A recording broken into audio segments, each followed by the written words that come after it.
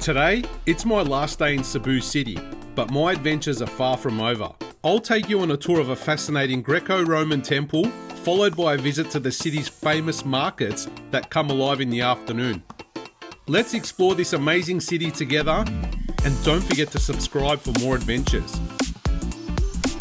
Welcome to the Taj Mahal of the Philippines. Behind me is a Roman/Greek inspired building built by one man in honor of his late wife in order to show his undying love. Look at this. This is up there with the gifts that mankind has given to their wives. Unbelievable. Look at the pillars. Look at the statues. Look at the intricate artwork that has been put into building this mansion. One man's undying love. It's a masterpiece. As we go up these steps, I feel like I'm heading back in time into a story tale. A tale about love, war, drama, and more. Look at this entrance. Could this be real? Am I in the Philippines or am I somewhere in the Roman Empire?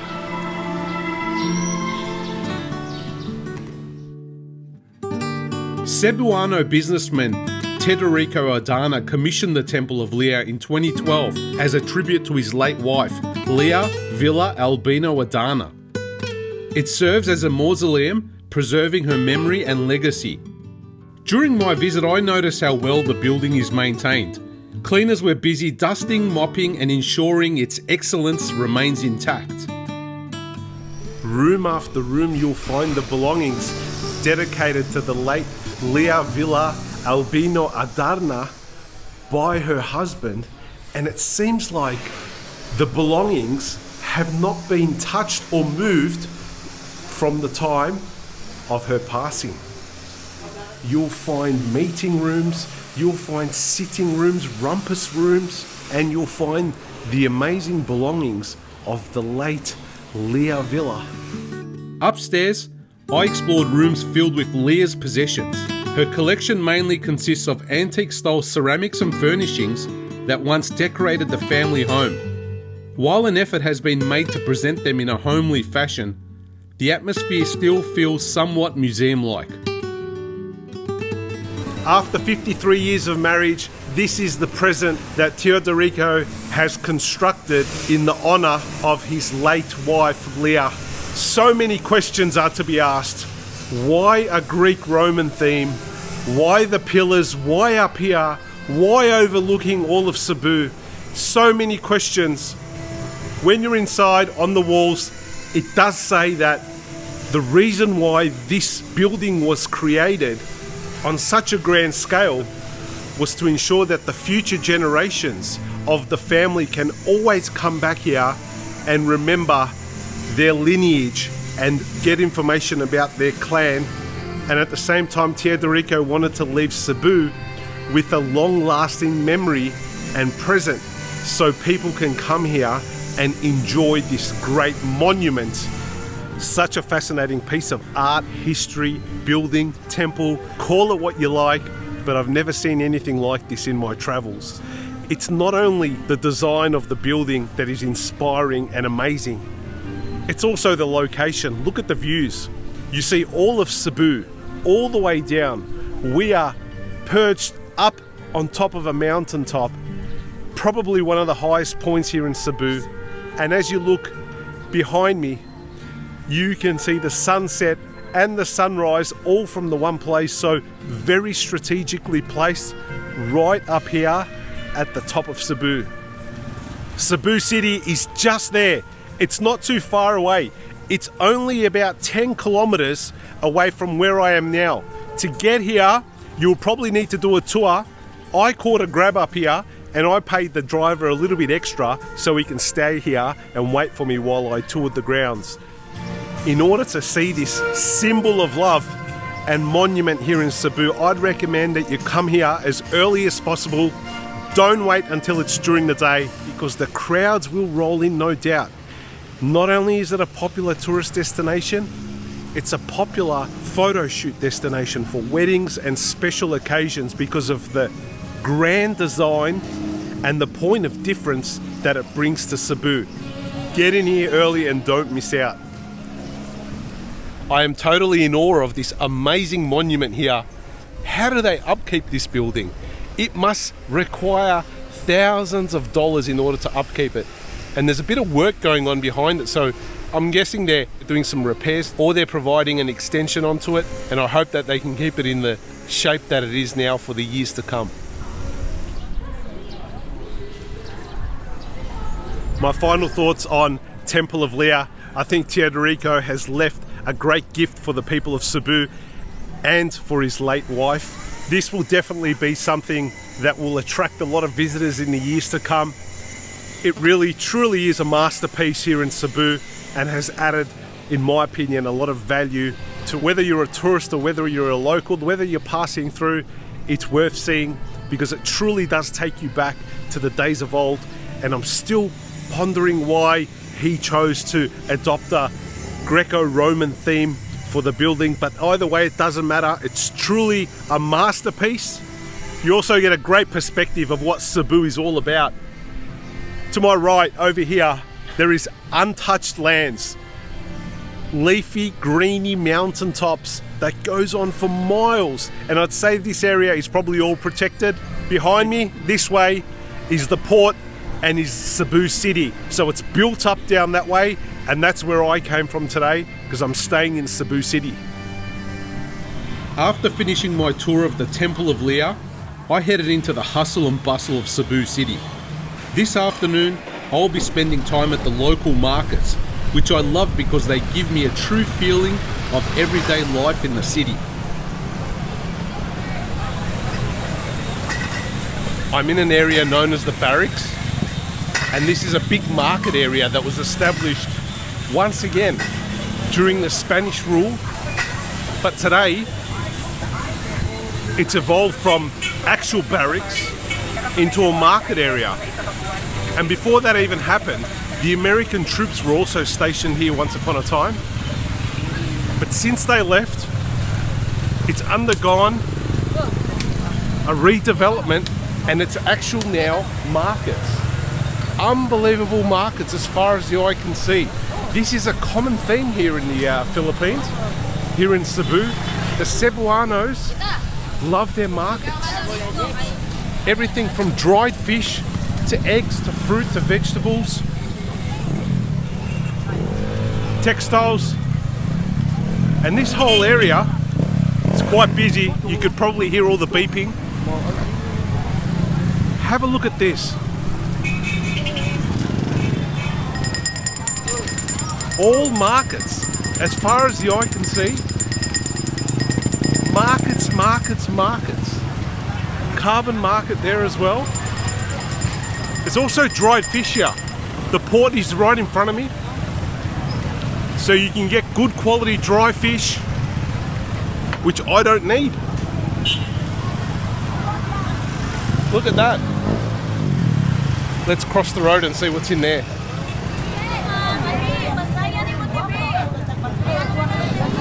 So this is what I like about Cebu, and this is what they won't tell you.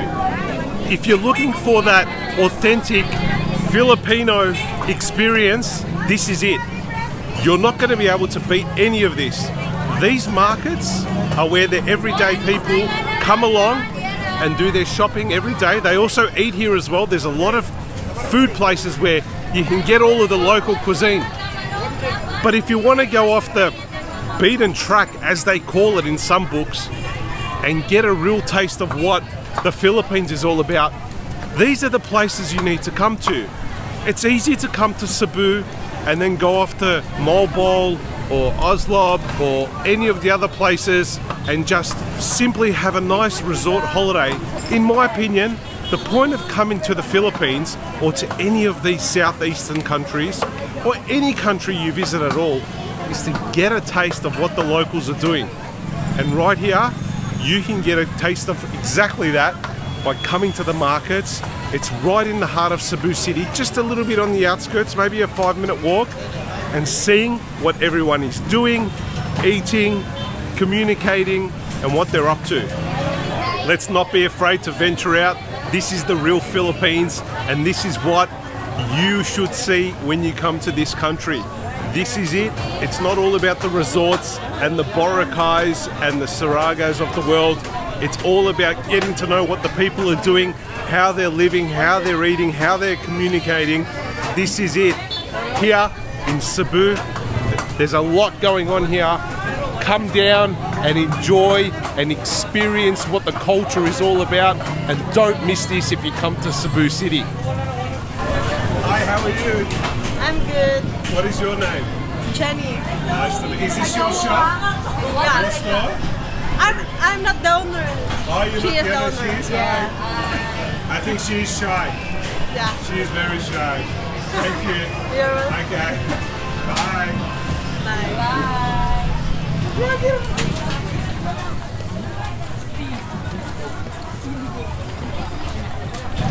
Have you ever dreamed about going back to the 15 or 1600s and embracing the spice trade as it was back then along the Silk Road? Well, this is what it feels like here today. There is absolutely no foreigners here, just a historical trade of fruit, vegetables, tobacco, spices, fish, seafood, all of the great stuff that made Southeast Asia and the world, of course, great. I'd say I'm the only tourist in here, and I think I've found the gem. This place is for the locals. I am walking down an alley at the moment, and it's literally all fish down here. Back there was tobacco, but down here, if you want something fishy, the smell of the sea is right here. So this is it. This is the ultimate Cebuano experience. I feel like I'm in the 1500s, and the swashbuckling pirates of the high seas will walk down this alley any moment looking for alcohol, spices, treasures, and I'm amongst that. This is the true feeling of Cebu and what the history was based on. It was full of people from the high seas, the pirates, the explorers, the conquerors, the colonizers, all at once, doing trade, fighting wars, and everything else that comes along with it. The tradition of that trade and that period of time continues here today, and in the carbon market and the barracks area, this is what it's all about. It's all about that trade that continues on with the locals. So I'd say come out here and become a Cebuano just like the rest of the guys.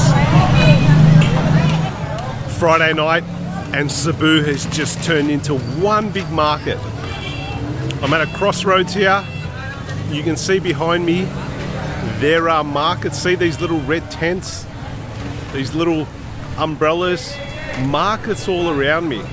I think, I'm no expert, but I'd have to say that the Cebuans are out shopping as a Friday night, and market day starts Friday night, not a Saturday morning. Here we go, let's see what tonight will bring. As the afternoon progresses, the crowds grow and the atmosphere becomes even livelier. I make my way to the Barracks food court, a popular hangout spot for the younger crowd looking for a bite to eat. Next to that market, Freedom Park stands as a symbol of historical political rallies and the Filipino revolt against the Spanish rule in Cebu during the 1800s. As the sun sets over Cebu City, I arrive at Colon Street, where the markets reach their peak energy. Colon Street comes alive in the evenings. It's Friday night, and what we have here tonight is a big market that spans across several blocks. Let's dive right in and see what's on offer. Is this the world's biggest thrift shop here in Cebu, Philippines? I'd say that it could be. This is one of the oldest streets established by the Spanish in the era of Spanish colonization, probably back in the 1500s, 1570s. It's one of the oldest streets in the Philippines. And this street, by day, is open to traffic. By night, it's a marketplace. You have all of these store owners open up, and you can probably see behind me, there's heaps of trainer and sneaker stores. These sneaker stores are probably secondhand, maybe from another country. It's everything from Nike to Adidas to Jordans, and that's one of the biggest trades that happens here by night. There's also mobile phone, tempered glass, iPhone accessories, Android accessories, you name it, it's all here. There's food as well, and this street, literally from end to end, is bustling with market activity, and I'd say it's probably about 2 to 3 kilometers long. The biggest trade of the night is probably these sneakers though. They're everywhere. So it seems like a number of the vendors have these sneakers, and they're actually going out like hotcakes. I can see a sign that says new arrivals from 200 pesos. That's not even like $5. So $5 Australian, that is. So they're going cheap. I don't know what the quality is like, but if you're looking for a pair of trainers or sneakers or runners or whatever you call it in your country, Colin Street here in Cebu, can't go wrong. Wear them, then throw them away maybe.